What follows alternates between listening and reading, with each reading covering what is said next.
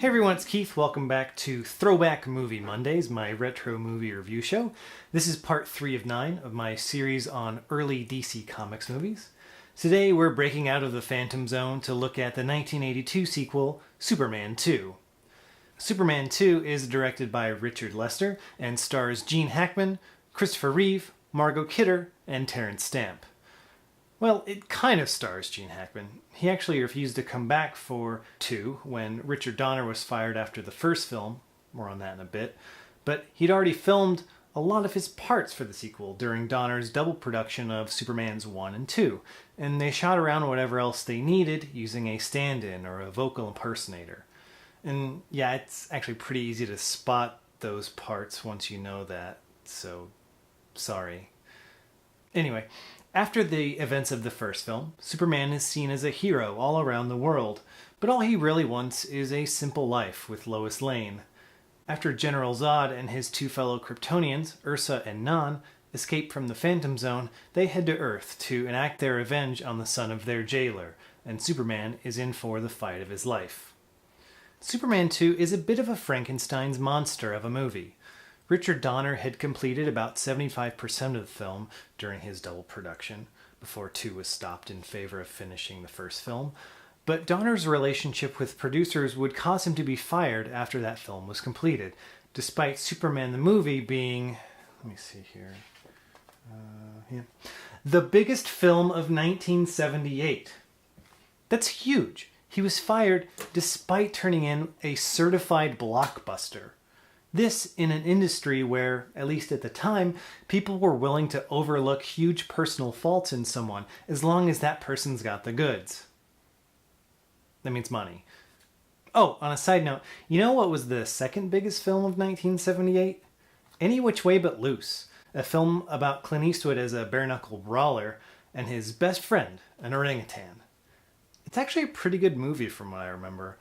I've still never seen the sequel, though, despite owning it on Blu-ray for years. Anyway, late into production on Superman 1, producers brought in Richard Lester as a middleman between them and Donner, who at a certain point just refused to talk to them.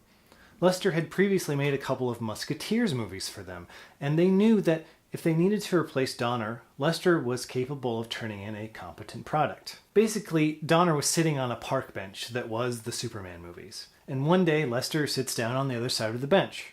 No big deal. Until you see that Lester keeps scooching closer and closer, and before too long, he completely pushed Donner off. Okay, not a perfect metaphor, but you get the idea. The resulting film is quite a mixed bag. It's more exciting than the first, but also a lot cringier. The film opens with a summary of the events of the first film, set to John Williams' iconic theme. Mwah, it's so good. The scenes on Krypton, meant to remind us of General Zod and his cohorts being sent to the Phantom Zone, awkwardly cut around Marlon Brando's Jor-El because producers didn't want to pay him his contractually agreed to fee. God damn it. This is the first, but unfortunately not the last, sign of cheapness on the part of the producers. You'd think being in charge of one of the biggest film franchises ever would give them the confidence to spend the extra money to make it the best it could be, but well, I guess not. I'm convinced that these 3 consecutive shots use the same foreground element and a different background. Am I crazy? Anyway, more on the growing cheapness of this series in the coming weeks. There's a lot more narrative tension in Superman 2 than in the first, which makes sense given that the villains are more on the level of Superman himself. And Terrence Stamp as General Zod is a great villain. He's dripping with evil deliciousness, and Gene Hackman's Lex Luthor, this time in a supporting role, is again having a lot of fun. There's also a lot more action this time around. The last half hour of the film where Superman fights the Kryptonians is great, and much more exciting than the missile chase from the first film. Except for that part where Zod and company use their super breath on the people of Metropolis, and there's like 6 sight gags of pedestrians being blown away in a row. Good God. Sadly, Superman 2 is also sillier than its predecessor.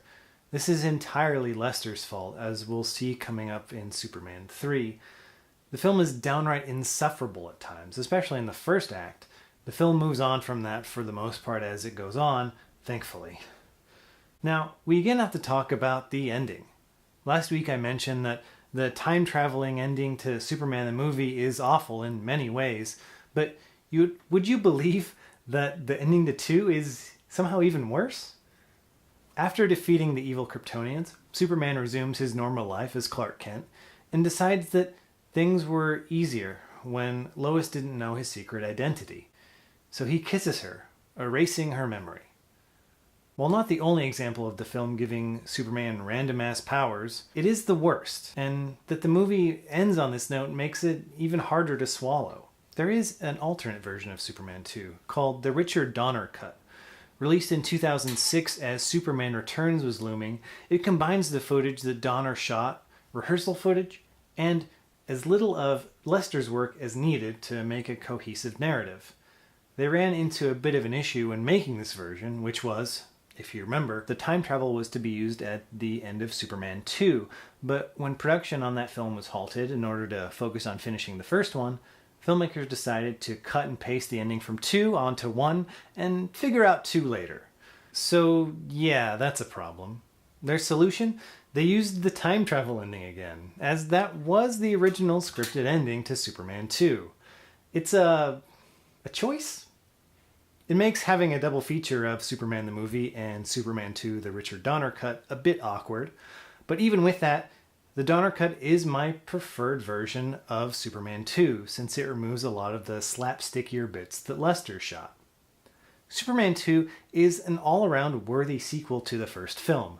The action-packed final battle more than makes up for a rough first act, and even with another clunky ending, I can't help but recommend it.